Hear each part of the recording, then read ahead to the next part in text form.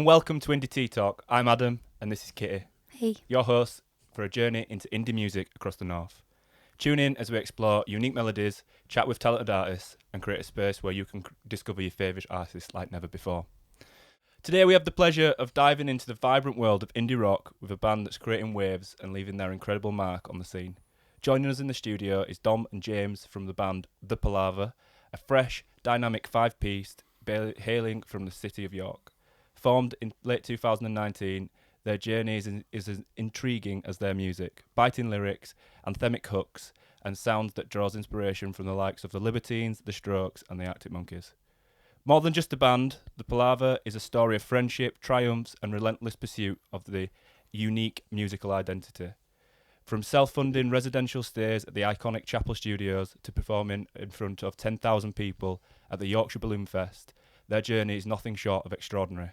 So, without further ado, let's join Dom and James in the studio. Hello everyone, how we doing? Hey. Hello. It's nice to be here. Thanks for coming. Yeah, It's nice and warm. Absolutely our pleasure. Lovely to see your beautiful faces. Perfect stuff. So, how did the Palava come together, and what's the origin behind the band's name? I think that's a story you should tell because I feel like you here we were go. involved in that one a little Right. bit more than I was. So, me and Akko were at a party. Billy was there as well, actually. Akko, I'd had maybe 4 or 5 conversations with before. So we were friends, but not best friends. And this is a man with a lot of ale in his system comes up to me, or should I say staggers up to me. Sure. And he goes, are you in a band? And I was like, no. He was like, oh, you play guitar though? So I was like, yeah. He's like, do you want to start one? And I was thinking, hi. So conversation goes on. Straight to the band. I was like, I know a drummer. He was like, I know a singer. We heard Dom, a 5-second clip of Dom. And that very drunk conversation led to Akko's dad spending £120 on a Gear for Music guitar. and then the rest is history. You got Billy, his brother, Nick. Yeah, the bass player. Initially we started off as a band called the Twisted Russians, but Yeah. only one of us was Russian, so it didn't 2. really... Well, but Nick wasn't in the band then, was he? Oh, right, you of see. course. When we first started, we didn't have a bass player, and we were looking everywhere for a bass player, and then we thought we'd sub in the little brother, and it worked. And Yeah, he's actually the very most bass talented bang on. musician out of all of us. Yeah. You can't tell him that. Yeah, you don't tell him that. I've got to bleep Cut that bit that out. bit Yeah, out. that bit out. yeah. It's still everyone's job. So there's a little question there, like a little caveat to that. So I listened to your interview with Jericho Keys on BBC introducing, and you mentioned in there that Billy's got a strange obsession with Sting, but never went on to actually discuss that. So I don't know if now's the time to get that out. Well, Billy is strange to start with. Yeah, so that's the start of the obsession. that's the start of the observation. Yeah, but he just absolutely loves like everything. If you listen to his drumming in some of the songs, it's as time's gone on, he's snuck more things in. Like It's like a very swing beat. yeah, like in Thorn in My Side, he does like after the first chorus, he does like a bam, bam, it, and he goes like boo-doo-doo-doo. It's like a Yeah. very like he does quite a lot of triplets police, as well, yeah. doesn't he? So we have a lot of Yeah. offbeat drums when Uh-huh. yeah. He like, loves like. I mean, he's been to see him how many times now? I wouldn't want to say Yeah. a lot of money down. He the just drain. he has a poster. Joking. He has a poster of Sting above his bed, and he just like every time he looks up when he goes to sleep, it's just Sting on wall. That's allegedly, by the way. Allegedly. Yeah. No, cannot confirm or deny. Yeah, his girlfriend isn't too happy about it. Like, Yeah, when she thinks he's saying good night to her, and it's actually looking at it's the actually just Sting. Good night, my darling. Why are you not looking at me? Bless him. So your music, it draws a lot of inspiration from iconic bands. How do you ensure that your influences contribute to your sound, but don't overshadow your sound that you're trying to achieve? Well, I think when we started, Akko being new into music, all you want to do is learn your favourite band's song, So it's very easy to slip into that band's sound, if you know what I mean. I think we went to Chapel, and that's when we first walked away from a song and we're like, whoa, that's actually us now. It was more like we were recording with someone that had produced for Catfish and the Bottlemen, so it had a bit more of a Catfish vibe with it, but then it was also our own stuff. Yeah. I do really think, especially with your most recent EP, like although it is, you can see that you've taken inspiration from quite iconic bands. You do have really quite a unique sound still. Yeah. I think, Dom, your voice is a massive part of that as well. Like, you have quite a unique tone to your voice, which I think makes you stand out as well. For better or for worse. No, for better, I think. For better, yeah. But I think also, so. as much as time's a healer, I think it develops as well. I think as time's gone on, as we've matured as people and musicians, from all aspects, I think the way we structure songs, the way we write, the way lyrics come out and form, I think that just is like a natural progression for most bands, to be fair. Yeah. But it's taken us a long time to get into that position where we go, Yeah. do you know what? This is more like us than ever. And every time we write, it becomes more unique, like you say. Yeah, like the worst thing to hear is when you write a song and someone goes, "Oh, that sounds exactly like this." It's like Yeah. Yeah. we've I swear sweated I've- into yeah. this. We've Yeah. I swear I've fallen heard that out song 14 times over this song. It still sounds like Arctic Monkeys.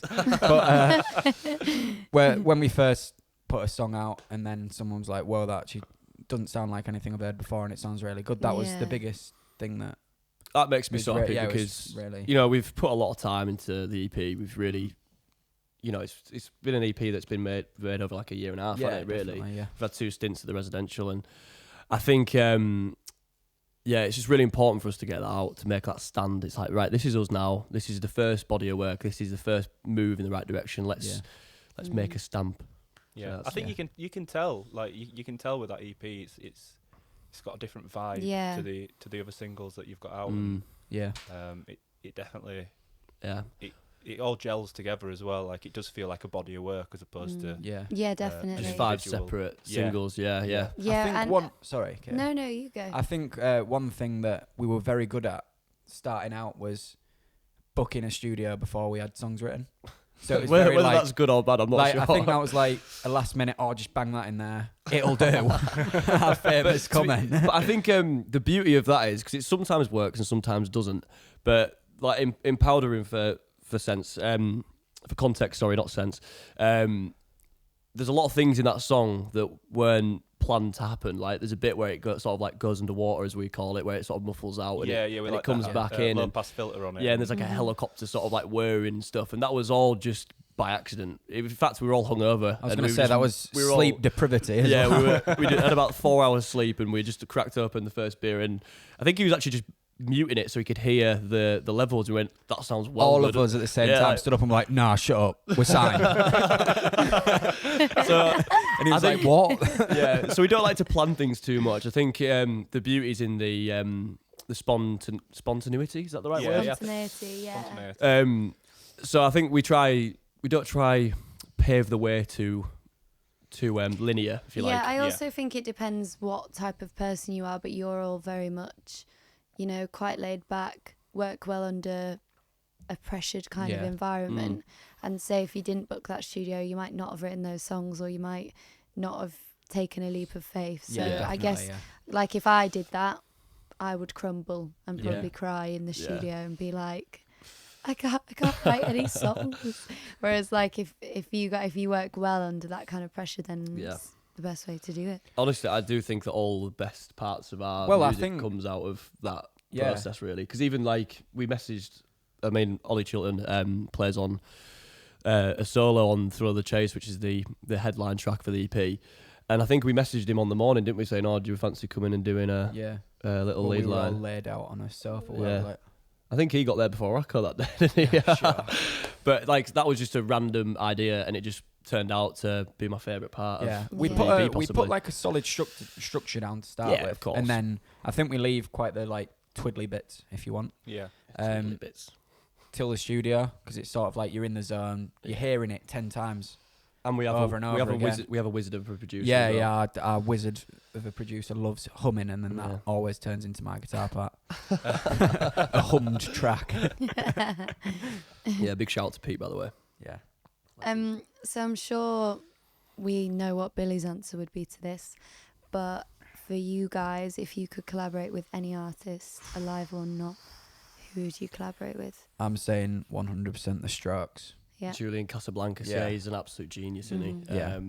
that is probably a big shout for me as well. I'd like to see that. Yeah, that'd be really cool. Yeah. I think that'd really. I think that could generate something special. Yeah. Yeah, I mean, that'd I be sick. absolutely adore his music, and Yeah. that's something that I listen to on a daily basis, not just a regular basis.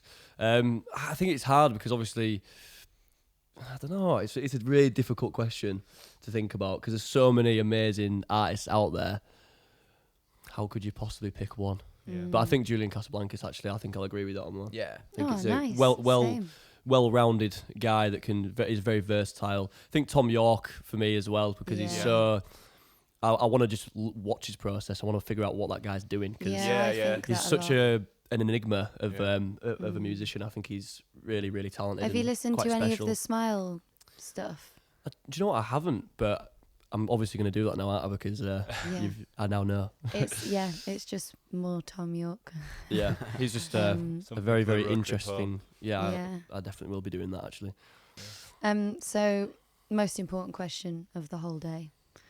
If you both got different answers, that's cool. But if you have a band answer, that's also cool. If you were a flavour of tea, what tea would you have? Oh, it's got to be Yorkshire tea. I can't say anything different. I'm too loyal to this. I knew, to this- Dom. To this box right here. No As product when placement. when Adam said, because in our last session we did, Adam was like, actually that's a really good idea. We should get people to bring in their the tea that they'd be or their favourite tea. And I knew you would bring Yorkshire tea before I even asked you. It's got to be Because done. he puts a Yorkshire accent on. Yeah, fake Yorkshire you are accent when actually I'm so talking. Yorkshire on stage, Dom. I know. I don't know. I know it's just completely No, separate, then. but I turn into a different person up there. It's just it just happens. But I'm sure Persona. it's like I'm genuinely Because he a different puts his person. dad's shirt on Proper and Yorkshire lad. I'd start talking like proper Yorkshire. I don't even know where it comes from. I Was can't that help it. Yorkshire? No, That's probably, scary. Yeah. But yes, anyway, Yorkshire tea, the best tea. Nice. Probably drink about 8 cups of it a day. Good. We've had a fair few today, actually. Yeah, we have actually just keeping the ball rolling with the cups of teas. And what's yours, James, mate? I would say my favourite tea was Yorkshire tea. I have to admit that. But if I was a tea, it would be Lemsip. Because That actually could have been an advert for that. Literally. if anyone was going to be ill, it's me in a room. And why is that, James? Why do you reckon that one is? Just need to wash my hands more, probably. That's not the answer I thought you were going to give at all. I thought you were alcohol or something, not I'm unhygienic. Just letting everyone know, mate, I don't wash my hands. Well, I don't know. You tell me. I don't think I want to be honest. Maybe I should try drinking it first. Yeah. Yeah, true. Yeah, you've not got one. I've have heard you? it's not very nice. That wouldn't be able to be used as the advert. So your debut EP, Thrill of the Chase, like we've already discussed, was a bit of a milestone for the band. But can you kind of walk us through the creative processes behind it and like the overarching themes that you explore during the EP? Not as a single song, but as an EP in general. I think the EP generally sort of goes off the theme of me and Akko, because we sort of do the lyrics really. We delve into all that stuff. It's sort of the arc of the story is trying to find the right woman. I don't know. It's like the thrill of the chase is sort of like the idea of courting, if you like, or I don't know what. We're going medieval out here now, aren't we? A dictionary before I came in here. Yeah, I just had a flick decided through to be weird. thesaurus and looked at another way for flirting. My grandma says that. Oh, She Dom, says- I don't know. I don't know if I says- feel very well now. Well, my grandma you got always your says, Lemsip, "Are you mate." courting?" Yeah. And I'm like, "What?" Well, let's just forget I ever said that. Yeah, but that is not getting removed. no, we're keeping that. But yeah, it's I'll send you that just as a little yeah. snapshot if you like. Put loads of reverb on. Yeah. Courting, a bit of delay. Never say sorry, that Dom. again. No, it's okay. And basically, yeah, it's just about us. It's chasing women sounds even worse. Chasing women.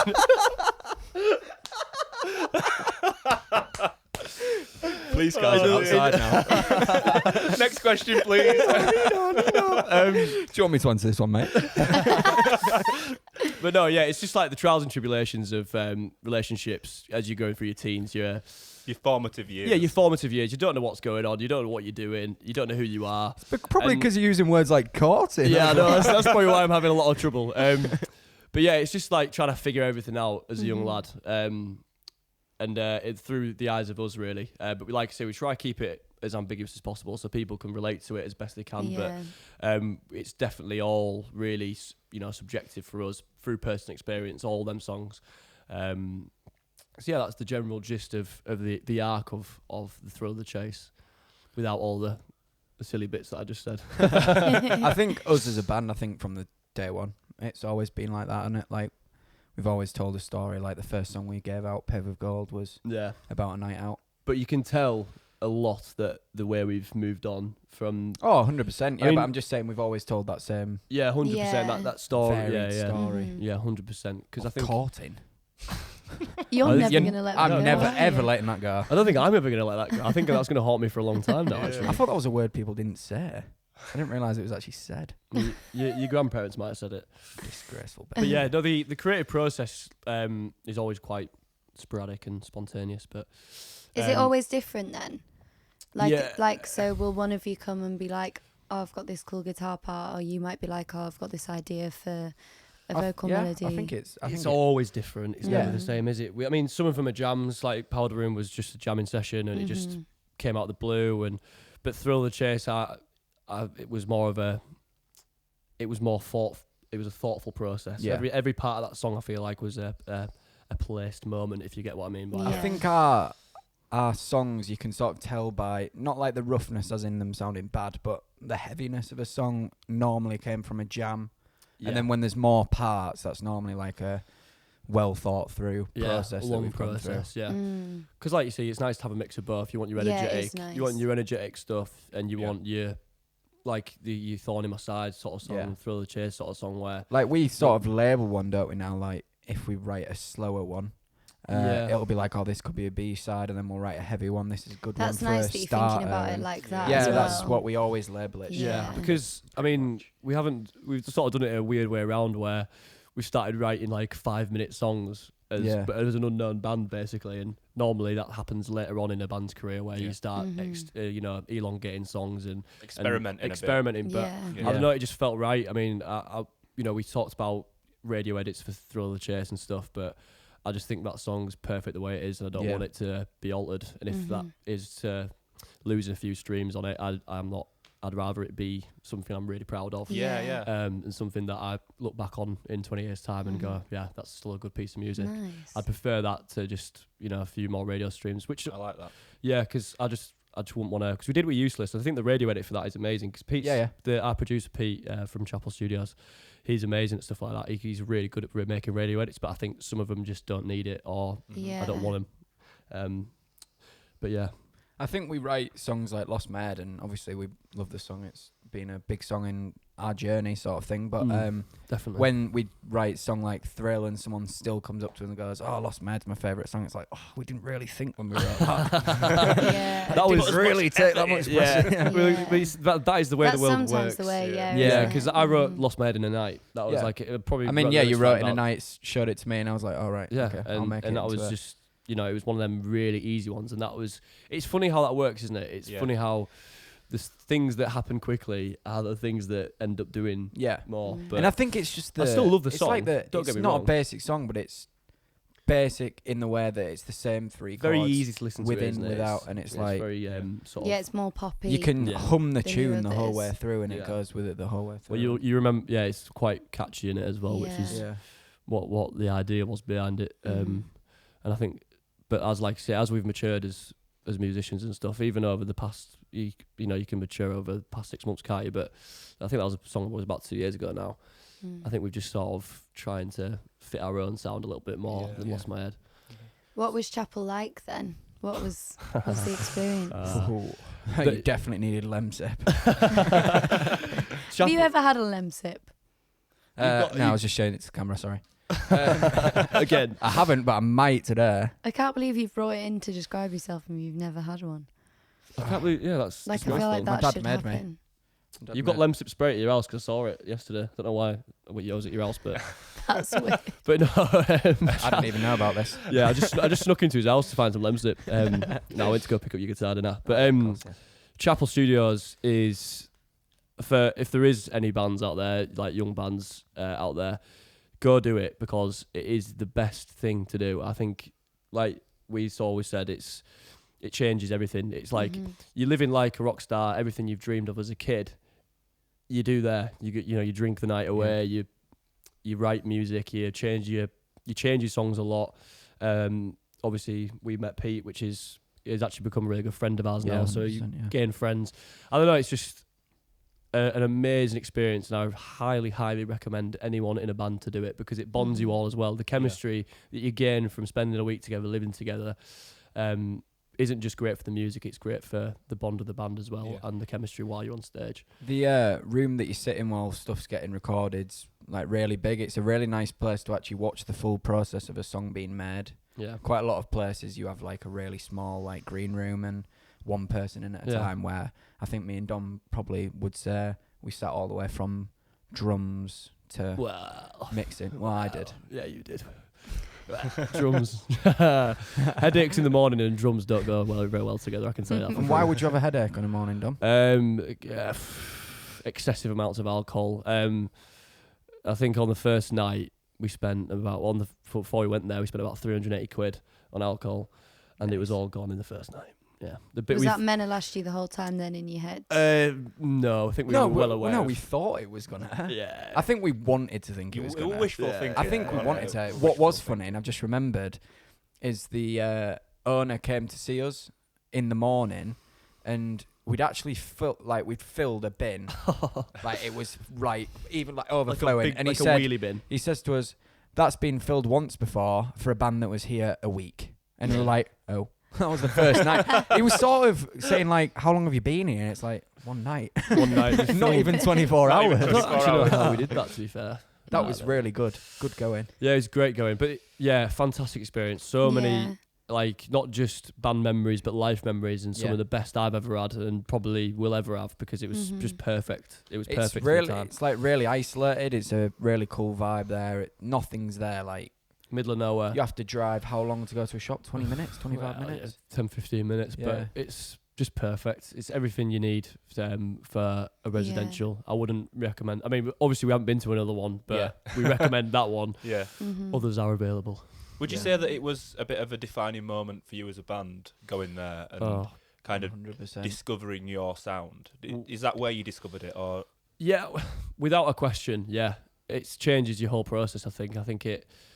Because you have a foundation of a song, don't you? Yeah. So you go into the practice room, you create this structure of a song, but then when you get to the studio, all the pieces start coming together. It's like doing the outside of the puzzle first before you fill in the middle.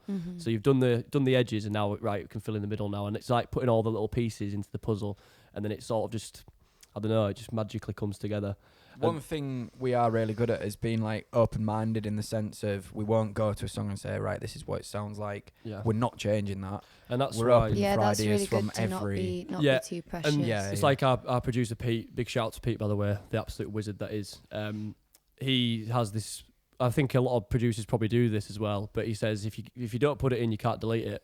So just do it. If you have an idea for I like that. Yeah. There's a song that called "The Devil's Favorite Pastime," which isn't released yet, but there was a lead line that I thought was really good. That we put on, and it turned out to not be that good. But because we wouldn't have known. And like in Powder Room, there's that bit where it goes underwater. That was just a complete fluke that we just started messing about trying to hear levels, and he put it in, and we were like, "That's unreal. Leave that in now." And he's like, "Mate, that's literally just so I can listen to the EQs, lad." But one thing you need to do in a place like that is, it sounds like I'm being a dad, but use all your time. We use our time really well, in the sense of we will put that thing down, because you can get like demoitis, and you can be like, right, it's perfect. I don't need it. I don't need it in there. Do you like that? Yeah, I'm definitely stealing it. Yeah, I was going to say patent. Like, you can say, "Now this song's perfect. Don't need it there." Then you wake up in the morning, and you listen to it, and it's like, "Oh, wish I just put that last thing in there." Yeah. And that's one thing but you can Pete really always showed us. delete it after. Yeah, exactly. Yeah, that's good. Do you want to play a song? I'd love to. I think today we're going to do our first song will be Emerald Sky, Emerald Sky, which is beautifully written by Jamie Acko, our rhythm guitarist. I think it's like I said, beautiful piece of music. the lyrics are fantastic, and I think he's really proud of this one, and I think he should be, because every time I listen to it, I just go, yeah, that's really good. it's a bit of art, not just music. I think he's absolutely blown it out of the water. Nice. So yeah, here it is. This is Emerald Sky. Lovely. So this is the Palava with Emerald Sky. You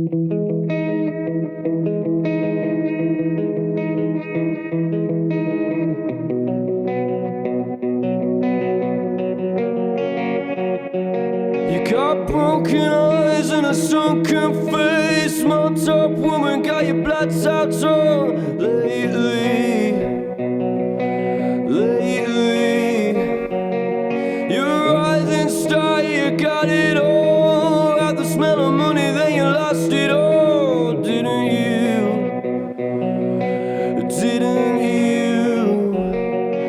Fight to the top, then you realize the mountain that you climb, is it worth the price? It could have been, it should have been. Round and around it seems to go. You've never been the one to take it slow, baby.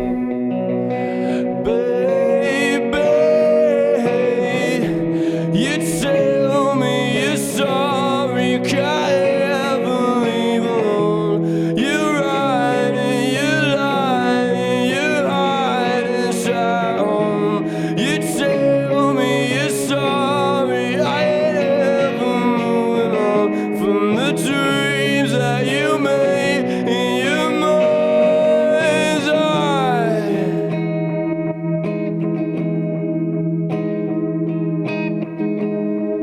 And you're dreaming on. Don't let life pass you by. I see you through your eyes. Sun-kissed sky and your open head. Dreams are growing old in the South Sea air. Might be nice. It could be nice. Living for the days when we lost our head. The moment that you need it was in your bed all along. You can't be wrong. The shimmer in her eye from the Emerald Isle. First class post of a perfect smile, baby.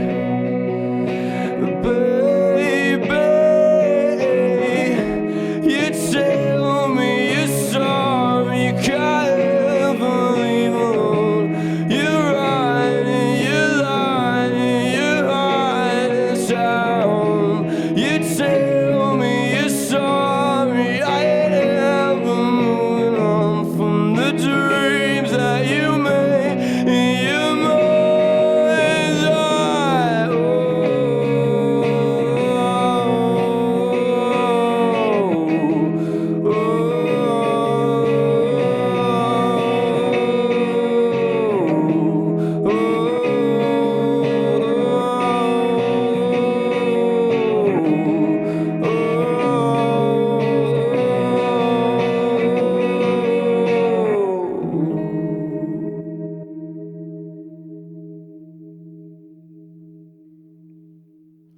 So from supporting Sam Ryder at the Yorkshire Balloon Festival to reaching the quarterfinals of the New Blood competition, you've had some remarkable experiences already.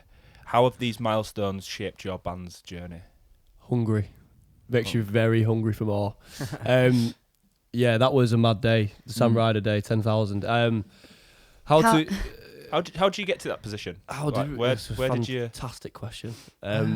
Do you know what we York mix thing. Yeah, we went into the competition, like thousands of bands entered it, and they just shortlisted it, and it was based on votes from the public, and so everyone had a track on there, and people could just go online and vote. So the radio listeners were voting and stuff, and we ended up winning it, and it just sort of happened. We couldn't believe it. Really, it was an amazing day.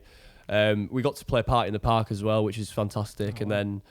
Obviously Balloon Fiesta, so supporting Sam Ryder on that day and meeting him, and it was a weird day because it's the first time we've been treated like a band, like an actual band. Yeah, you turn up and people grab your stuff for you, put it backstage, and we're like, no, don't worry. Yeah, I've got a guitar, not 7 with me. We like walked in and like there was people like rushing over, like, oh, do you want this, do you want that? And we were like, No, yeah. And it's like you used to playing a gig to 100 people, getting 3 beers each, and we got Wagyu steak before playing, and we were like, what? This is this is a bit weird, this. Yeah, everyone was like sat in the little cabins, and we were just sat on a bench outside, like drinking beers, like in the pouring rain. Yeah. Like, they were probably all thinking tin is like drinking. yeah, they out. were. Yeah. Got to be, haven't they? Yeah, absolutely. People are probably looking at us like, why are you here? But do you know what? We like to stick to our roots and stay grounded. But it was an amazing day, and walking out in front of that crowd was the most unbelievable experience of my life. I think it was, I can't even put it into words. It was just amazing. It was everything that I'd dreamed of since a kid. That moment, just walking out and seeing that flood of people is just... How nervous were you?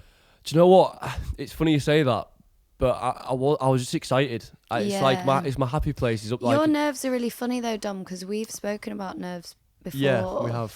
And you're like nervous for what I would consider to be like weird things to be nervous about. Yeah. But I feel like you're more nervous of like an intimate surrounding. 100%. Whereas like when you're in a bigger setting, you're like, yeah, let's go. Like we can do this, which I think it's a really nice, a nice way to approach it. That you're like, you're so overwhelmed with excitement that you're like, don't have time to think about nerves. Yeah. I think that we used to do gigs, and I remember my guitar teacher telling me when I was about 12, but we used to do gigs and I used to get nervous especially. And then I remember my guitar teacher saying, you do realise that probably 0.1% of these are actually musicians. If you mess up, just get on with it. They're never going to notice. Yeah. And I think ever since that, I was sort of like, right, I'm going to actually start going out and actually enjoying it, because it is...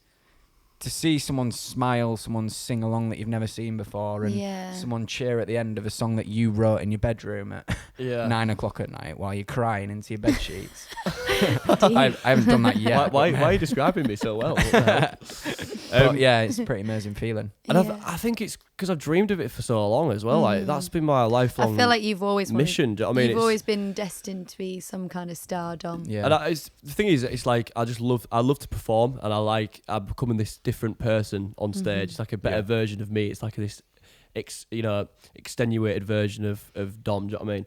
So I like it. I like it when he comes. I like it. It's like when we played London Soho. It was a weird experience. I went on stage. I went into the green room before. We all had a bit of a hype up and went on stage, and I just did this.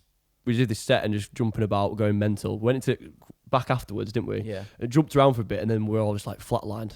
I just left me. I was like a shy little boy again. I was like walking around like, oh, thank you. You know what I mean? Like I couldn't. It all gone from me. All that charisma had just left. So I like it when he comes out rather than the normal one. I think Sam Ryder was a different level though, wasn't it? You sort of do it, and I think the morning after we were all like, what the hell, I want to do that now again. Like that's why I said hungry. It makes you hungry for more. Yeah, definitely. I mean, and we spoke to him for a bit, didn't we? And he told us all about his journey and stuff, and it's like, he's a really nice man, and very humble guy. He's pretty much just said, keep doing it. When someone says you're rubbish, just do what you want to do. If they don't like it, don't listen to it. Take every opportunity, he said as well. Like obviously this Battle of the Bands that's coming up now, that was through Hotbox, and we just take any gig that gets thrown at us, because I think it's really good to get connections and just experience as well, isn't it? Like you learn from the rubbish gigs. You like. Yeah, we've played in front of no one before. We've played in front of 10,000, but they're all just as important as the other, because I mean, like I said, now we've got this Battle of the Bands coming up. I mean, they are pretty scary. Not gonna lie, we've done a few of them. I mean, we did one in Newcastle, didn't we? Yeah, Newcastle and York. How many people did we bring of us? Not many. 4 maybe. Yeah, we had to win on people that were there, and we were like, well, we don't have a chance. We may as well just go out, leave it all on the stage, and then we ended up having a band member's mum and dad around us going, my son and daughter were in that band, we're still voting for you. And we're like, all right, okay. It's not going to be very nice to hear that. Which one was it? So we went away, went on an away day, and basically every other band was Newcastle bands, and we just won. Nice. So we've at the moment we've got 100. That says something though. Yeah, we've got 100% success rate on a Battle of the Bands. We've won every one we've done so far. So we've got this one coming up in Birmingham, but I'm pretty sure, touch wood. These are all Birmingham bands as well, and it's in Birmingham. So we're going on an away day again. So we're just gonna have to give it our all, like we always do, and win or lose, it'll be win or lose. We got a good away form, so exactly. Good stats. You are minute headers, to be fair. So just, we'll give it our all like we always do. Every gig like it's Glastonbury, basically. That's the ideology behind it. Sound. So you did your interview with Jericho Keys on BBC Introducing. We've kind of already gone into some of the aspects of how you discussed the finding your pinnacle sound in this EP. But what does getting interviews like that? What sort of impact does having an interview on BBC sort of have for your visibility as a band? Do you see any pickup in streams or? It basically just it makes you more apparent in the scene, if you like. Mm-hmm. I think getting recognition from the likes of BBC and stuff like that, and any radio, in fact. And also, they're all interlinked, aren't they? The BBC. Yeah. So, say, with our last session with Laura, what is it? Steve Hugh, is he BBC Radio 6 or something? I'm not sure. But they're all on an interlinked system. So, I don't know, say if someone listens to it and they're like, do you know what, I reckon someone a bit higher up might like this. Then if you're already on that platform, that's so cool that you were pretty much there, BBC Introducing day one. You got in there so quick. But I mean, a big thing about the York one is there is actually a lot of bands in York. Yeah. And it's hard to stick out in York as much as there isn't, there was Fibbers. I mean, there is still Fulford Arms and things like that, and Crescent. But it is hard to be up there in the scenes in York. Mm-hmm. Well, I think the music landscape's changed. It's ever changing, isn't it? But I think it's swinging a little bit back towards, rock music, indie music. I think we're having seen a rebirth in it all. I agree. And I'm seeing more and more of it, and that really, really excites me because it's not just for us; it's just for it in general. Because I think, it's the best type of music. I just love, seeing musicians loving their instrument, and I just can't wait for that resurgence to come back. And I really, really hope we can be a part of it because good music inspires good music. As Yeah, well. exactly. So, Exactly. The more that it gets out there, the more that it's on and the radio. I mean, we've always said from day one that we're not going to make music that people want. Obviously they do want to hear it, but we're going to do what we want to do. If someone says this, if we go down a route of following what someone's saying, you should do this, should do that, then we could get to the end of it and go, well, what if we did this? Yeah. Why didn't we just stick to your guns, stick to your guns stick and to your roots, and just do what you think's right? See what happens.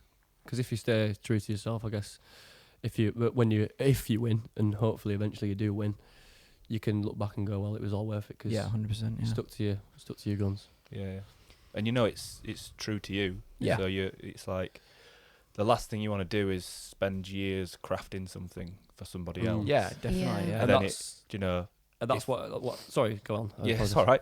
And if it gets somewhere, then great. But if it does get somewhere, is it you? Is it what you want? Is Yeah. it, I've kind of had that rock and roll lifestyle, Yeah. but sort of Doing something that you didn't actually want to do. Yeah. You wanted to do it in a different, in a different way. like the rock and roll lifestyle is one part of it. That's brilliant. You go out and you play gigs and you drink beer and you have loads of fun and that's great. But there's also that creative output, and wanting to be fulfilled in, internally with that, putting your stamp on the music landscape and the creative process is some of the most exciting parts as well. That's I thought this recently. I had a little music interview thing last week, and they asked me what my favourite part of being a musician was, which I've never actually been asked before.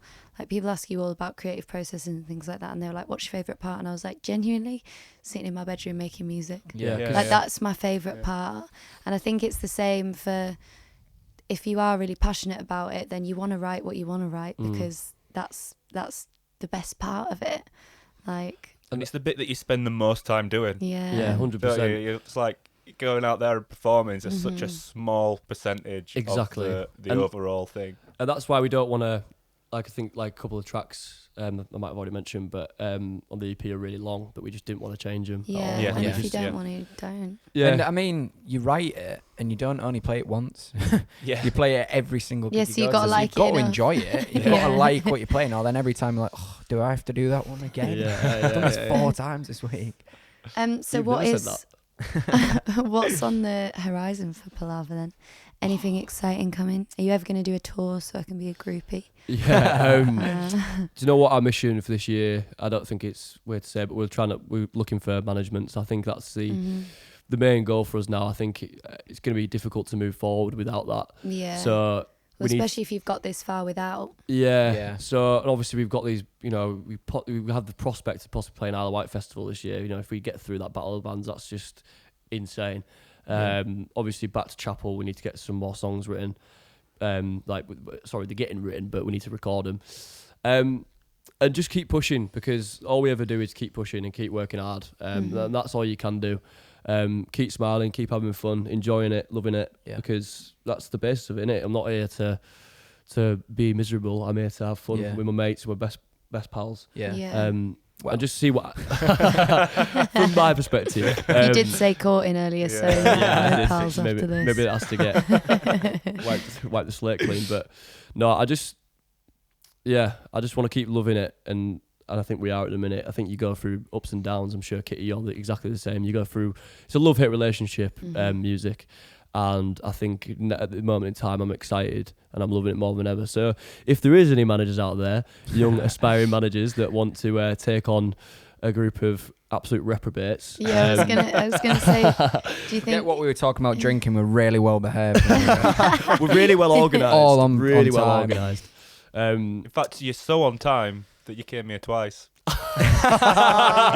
got to tell the story now, Dom. Fine. So yesterday, it actually wasn't meant to be James here today. It was meant to be Mr. Jamie Acker. But I'm funnier, so he rang me up instead. But I, for some reason, read the date as the 27th. So yesterday, took a nice little hour and 10-minute drive out to the East Coast for absolutely no reason.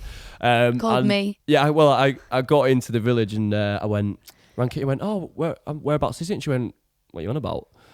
And I was like, well, where is it? She went, it's tomorrow. And I was like, oh, I was getting a coffee. Yeah, you were, because when you said, oh, I'm getting a coffee, and I heard people speaking in the background, I was like, how big's the crew at this podcast? Like, what? Is this like some like mega but like production thing? But like I say, went all the way. Oh well, we had a nice drive out. It was nice and sunny. Me and I had a nice little chat. Today. Exactly, even though I came from a different direction, but you know, can't win them all, can you? Oh dear.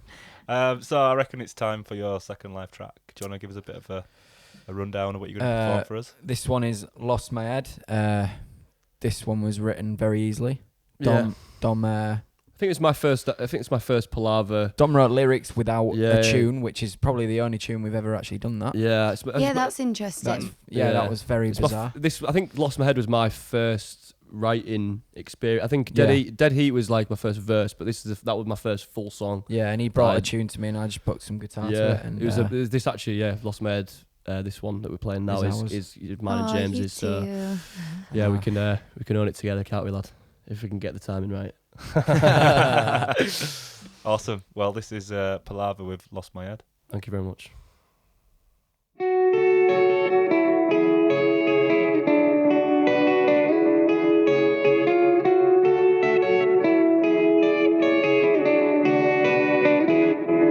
I've lost my head. Please don't ask me, tell me why. Think I'm giving up this time, putting my heart out on the line. I've lost my head, girl, I'm falling to my knees.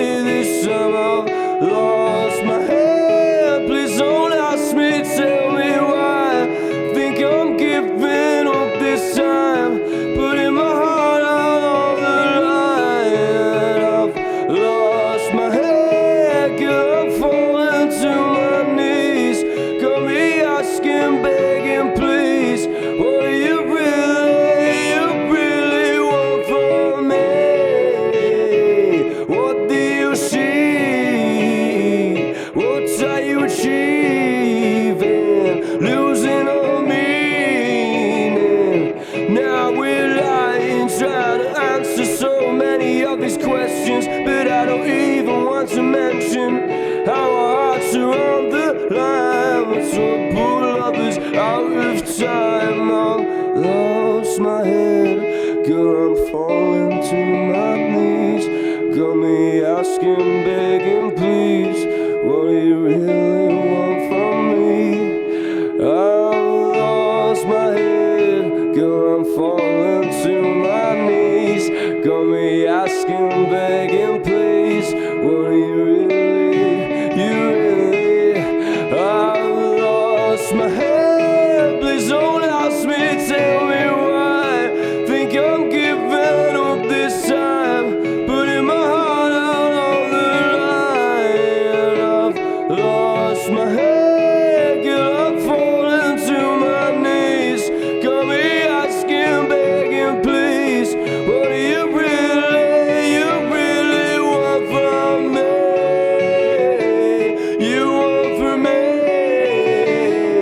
you want from me, you want from me. I've lost my head, please don't ask me, tell me why. Think I'm giving up this time, think I'm giving up this time.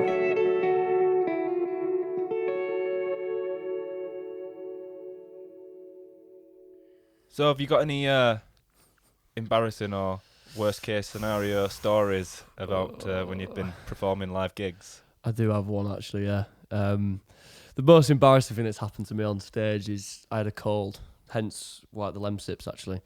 And I was in the middle of a song, and I had a bit of a sneeze, a bit of a snot, and it went. And it went. Sneeze and a snot. And it went. It was as horrible as it sounds. It went like down, Down onto your face. down my face, yeah. And I had to just like, because you can't just go grab a tissue, so I just had to wipe it off my face, and I was like, where do I put it? I turned around first, and I had to just put it in my pocket, because where else is it gonna go? Do you know what I mean? I can't just start waving it about. Do you know when people normally say, as horrible as it sounds, it normally is backed up by, but it wasn't that bad. That's really bad. It was disgusting. I'm sure you've got one though, haven't you? Yeah, I've got a good one. So I remember, I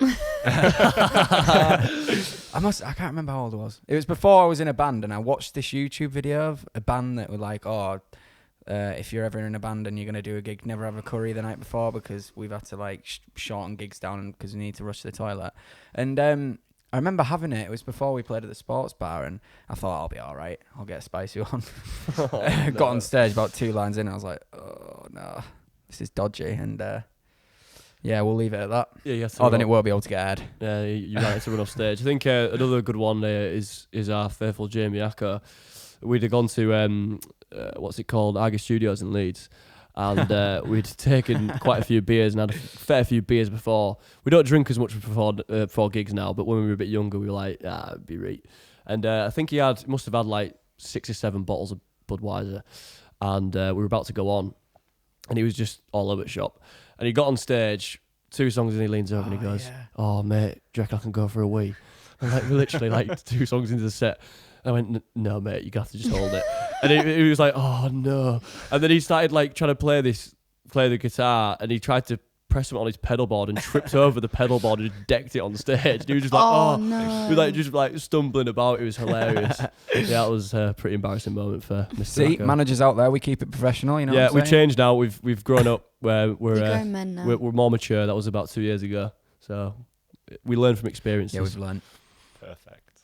Well, how do people find you then? So, if we're going to be looking for you on social media and such, what's your... The best way to keep up with what we're doing is probably Instagram and Facebook.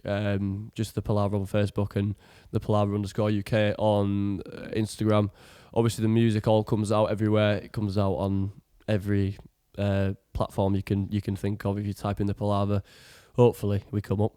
But yeah, that's probably the best way. I think Instagram's our most active. Instagram's definitely our most active. Yeah, Instagram and Facebook, the linked Drop us out a this. message and we'll yeah. reply Yeah, quite if fast, you but Yeah, I love we your always- Instagram, to be fair. I love your reels. Yeah, we like to mess about on there. So if you like some Yeah. funny videos and you want to get a Mhm. bit more personal with us and We're find out, picking up on TikTok and stuff like that. yeah, as we well. do a few. We're just not we're not very good at social. We don't catch up with trends. Let's put it that way. We try to do trends, and it doesn't always work. It's like imagine your dad trying to do TikTok. That's what You did we're do like. the one with Sam Ryder though, didn't you? Yeah, that Yeah. was good. That was great. 'cause Everyone it's- was shy about that, and I was like, Yeah, "No, I'm you doing it." just- And Dom was like, "Nah, don't." It's like, "Mate, he's still a man. Have He's you a seen person." it, Adam? No, I've not. So they No. did there's like loads of Instagram reels or like TikToks of people going up to people, and they're always like clearly staged, and they're like, "Oh, what song are you listening to?" And they like take their AirPod out, and they're like, "Oh, I'm listening to this song," and it plays the song.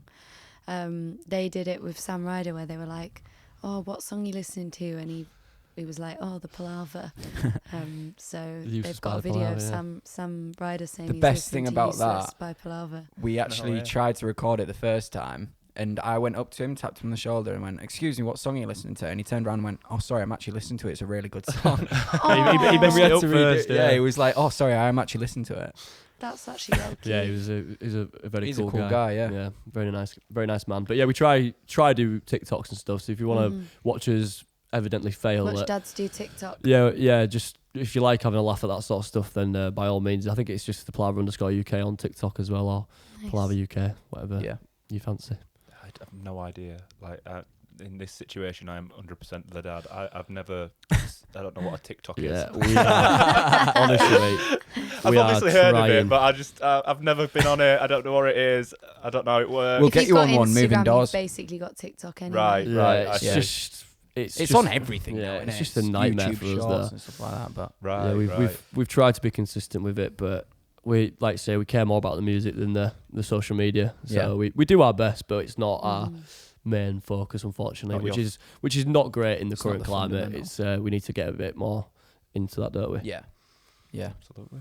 Awesome. Well, that wraps up another episode of Indie Tea Talks. Again, I'd like to give a big thanks to Dom and James for giving up their time and joining us today on this episode. Thank you guys. No, thank Thank you you guys to as you. well, because it's a wonderful setting. It's a really good experience and opportunity, and you guys are all great. The team's fantastic. So I'd like to say thank you for having us, and it's been a pleasure to be here. Yeah, I've I've loved it really every enjoyed every second. moment. You made us feel very comfortable, very happy, full of tea, with nice warm bellies and the fireplace on. So yeah, thank you very much. Perfect. Really appreciate it. I'm really glad to hear that. Remember that you can follow the Palava, _UK on Instagram, and the Palava on Spotify and YouTube and Facebook. If you'd like to, and TikTok. If you'd like to follow us, we're on Instagram at indieteatalk_. That's again where we're more active. And we are also on YouTube, Indie Tea Talk. Please give us a subscribe. And yeah, until next time, thanks very much. thank you for having us. Thank you. Cheers. Thanks. Bye.